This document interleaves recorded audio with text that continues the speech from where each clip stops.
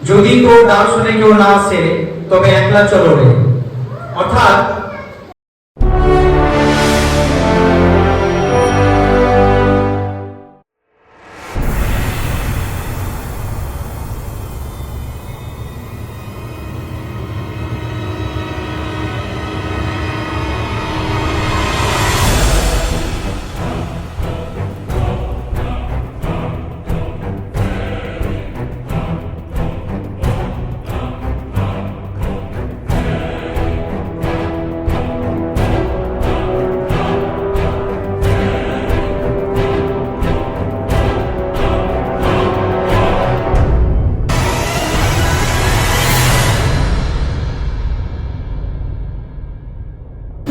প্রথমত আপনাদের সবাইকে অসংখ্য ধন্যবাদ যে আপনারা আমাদের স্কুলের প্রোগ্রামে অ্যাটেন্ড করেছেন এবং আপনাদেরকে সবাইকে সালাম এবং নমস্কার।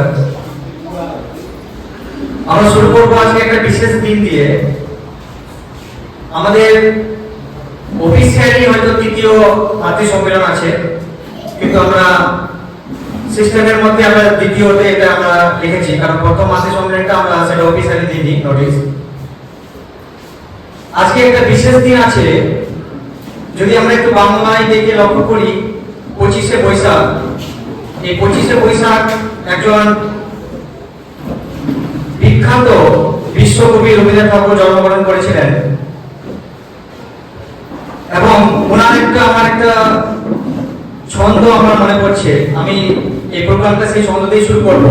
উনি একটা লাইন বলেছিলেন, যদি তোর ডাক শুনে কেউ না আসে তবে একলা চলো রে। অর্থাৎ এই প্রোগ্রামে আমি মোটামুটি আমার 65 স্টুডেন্ট গার্জেনকে আমি নোটিশ করেছি।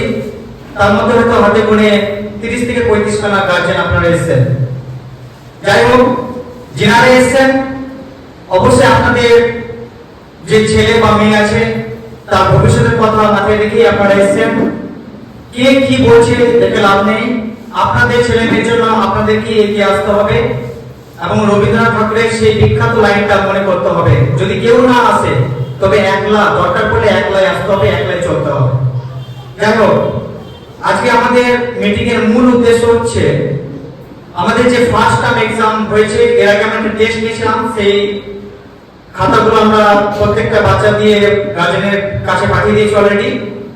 আমাদের ফার্স্ট টাইমে যে এক্সাম হলো তার খাতা আজকে আমরা দেখাবো এবং আপনারা দেখবেন কতটা আপনার বাচ্চা ডেভেলপ করেছে বা কোথায় ভুল করেছে, যাতে করে নেক্সট পরীক্ষায় সেই ভুলগুলো না হয়, আস্তে আস্তে শুধরাতে হবে।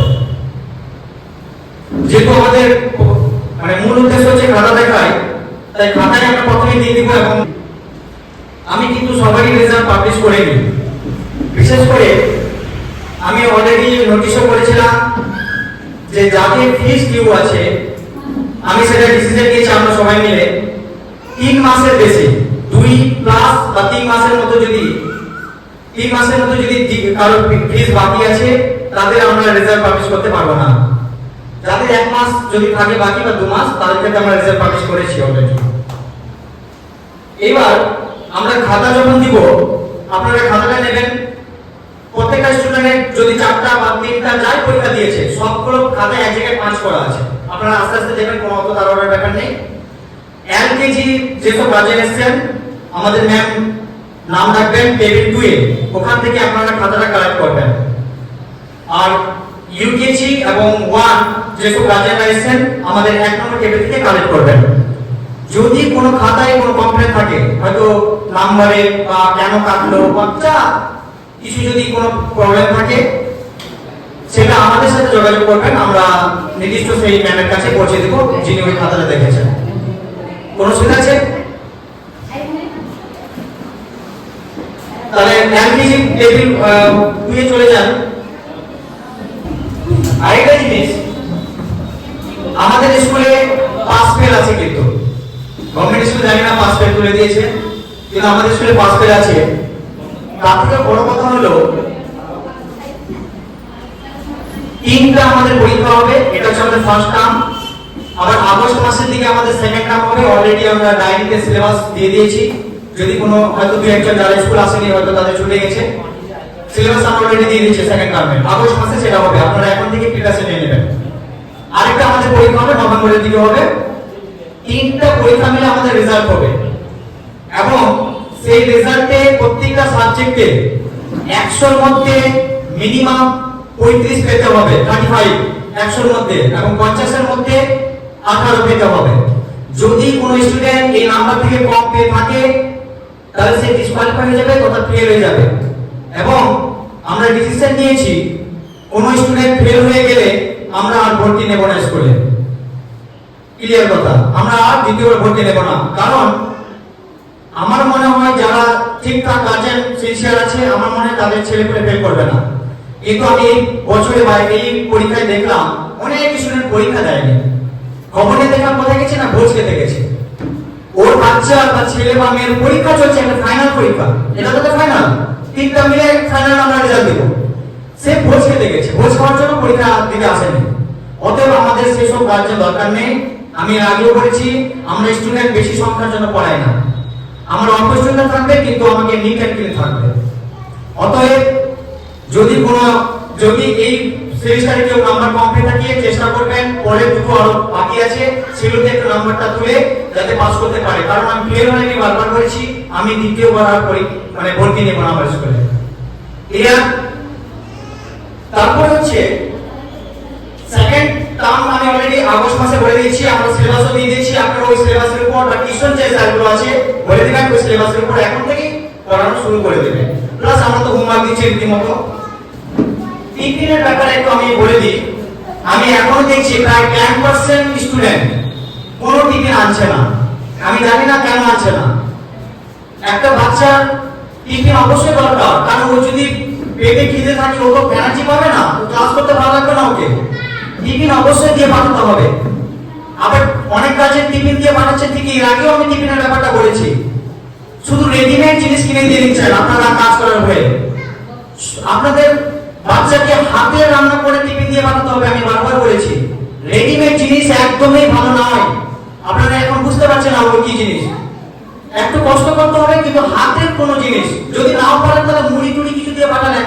কিন্তু অনেকে দেখছি সেই রেডিমেড আবার ইনপুট করে আর এখনো চলছে। আমি জানি না তারা কি ভেবেছে। তারপর হচ্ছে একটা ড্রেসের ব্যাপারে, আমাদের অলরেডি স্কুল পড়া একটা পরীক্ষা পার হয়ে গেল, প্রায় 3 মাস 4 মাস পার হতে যাচ্ছে, এখনো অনেক স্টুডেন্টের ড্রেস কমপ্লিট হয়নি। আমি কিন্তু এই ড্রেসের উপর যখন ভাইবা তারা দিয়েছে আমি কিন্তু নাম্বার কেটেছি, কারণ ভাইবাতে ড্রেসের উপর নাম্বার থাকে। অনেক গার্জেন বলছিল আগে থেকে কেন বলেনি। ভাইবাতে আপনারা জানেন না যে ড্রেসের উপর নাম্বার থাকে, ওটা স্কুল থেকে বলার কিছু নেই, ওটা জেনে নিতে হবে। অনেকে দেখছি এখন পর্যন্ত ড্রেস করেনি। আমি এই কয়েকটা দিন পরে আমি দেখবো যদি ড্রেস কমপ্লিট না আসে তাহলে আমি স্কুলে কিন্তু অ্যালাউ করবো না। কারণ ড্রেসটা হচ্ছে আমাদের একটা কোড, স্কুল কোড বলে ওটাকে, ওটা খুবই জরুরি। ড্রেস যদি না হতো কিনা তাহলে একটা আমাদের মধ্যে বিভাজন তৈরি হয়ে যেত। ড্রেস কেন করা হয়েছে? যাতে এখানে গরিব ধনী মধ্যবিত্ত সবাই একই চোখে সবাইকে দেখানো হয়। যারা ধনী তারা তো ভালো ভালো ড্রেস পরে আসতো, যারা নর্মাল তারা তো খারাপ ড্রেস পরে আসতো, তাহলে একটা ডিভাইডেড হয়ে যেত না। গভর্নমেন্ট ওই জন্য রুলস করেছে, বিশেষ করে যে এই সব কাজে সে প্রতিষ্ঠানে হোক বা বিভিন্ন কাজে হোক ড্রেস কোড ব্যবহার করতে হবে। ড্রেস কোড অবশ্যই মাস্ট। আমরা আগে খাতাগুলো দিয়ে দিচ্ছি, তাহলে পাস পয়েন্টটা বোঝা গেছে। মিনিমাম 100 এর মধ্যে 35 পেতে হবে আর 50 এর মধ্যে 18 পেতে হবে। যদি এর থেকে কেউ কম পায় আরো দুটো পরীক্ষা আছে, ওগুলোতে যদি বেশি পায় তাহলে তার এভারেজ নাম্বার আমরা দেখবো। 3টা মিলে আমরা এভারেজ নাম্বার দেখবো 35 এসে কিনা। ক্লিয়ার? কথাগুলো দিয়ে দেব। যারা নার্সে এবং ইংরেজি আছে একটু চলে আসবেন, যখন নাম ডাকবো আমরা।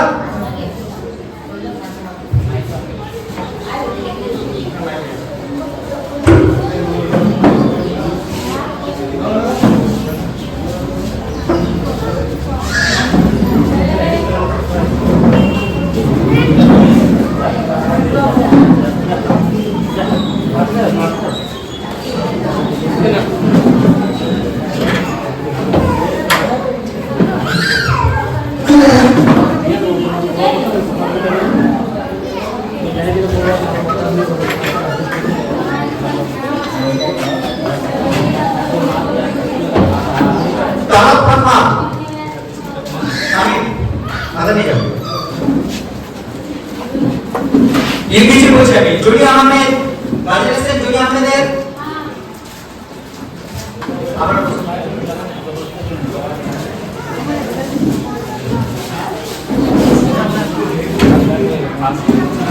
নূরজাহান নেক্সট ক্লাসে চলে আসবেন।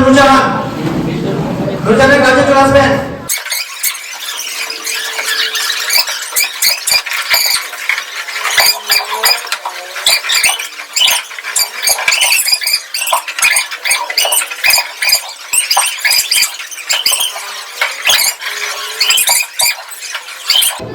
Aman Ali.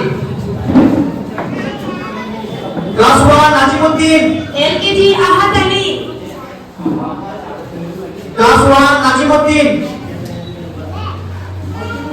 LKG MD Riyaz. Class 1 Ritwik Reza. LKG Sumiya Khatun. Class 1 Ritwik Reza.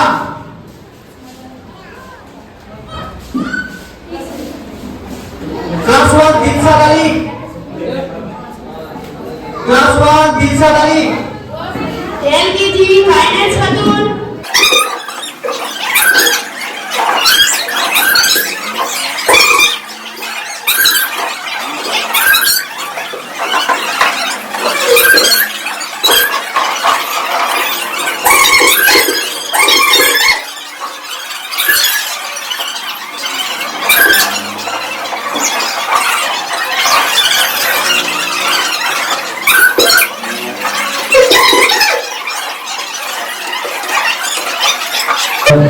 খাতা কেউ আবার বাড়ি নিয়ে চলে যাবেন না, স্কুলে জমা দিয়ে যাবেন। খাতা স্কুলে জমা দিয়ে দিতে হবে। এলকেজি আয়ান জুনেদ খান।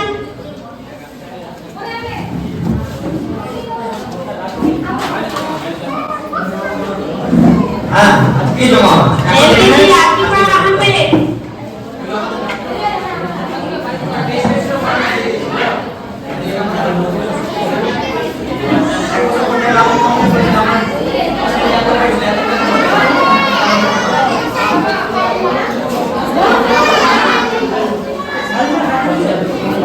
আফসারের কাছে এসেছেন ইউকেজি আফসারের কাছে। আয়ান আলীর কাছে UKG Ayaan Ali.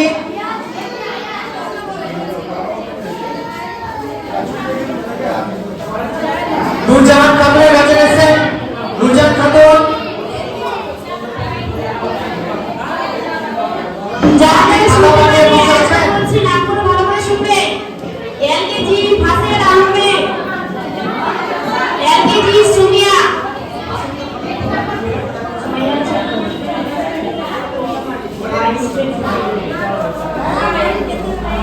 LKG Sumaiya. LKG Yakub Ali. LKG Safiyana Khatun. LKG MD Ayan. LKG Ahad Ali. LKG Ahan. LKG Usman Gani. LKG Habiba Khatun.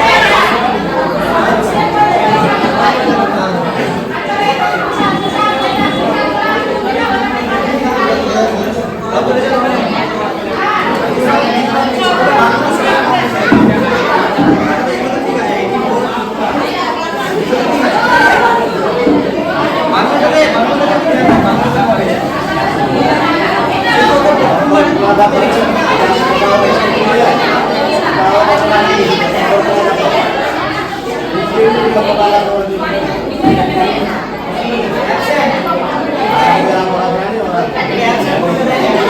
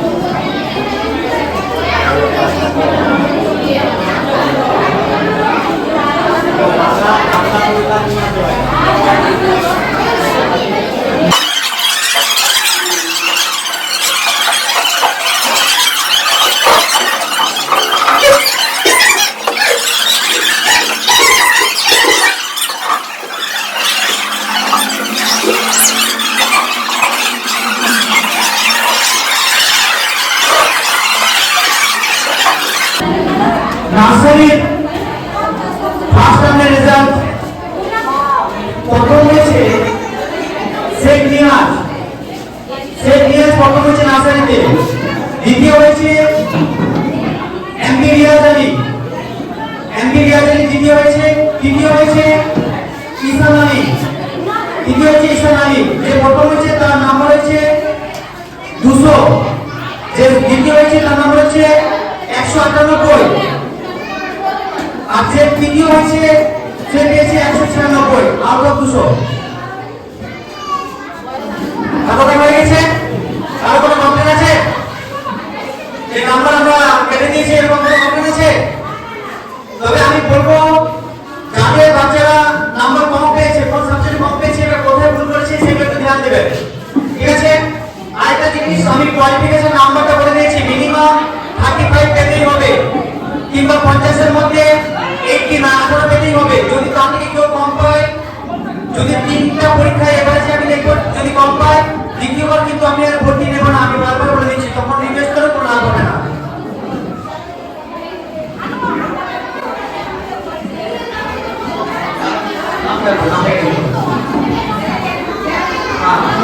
আগে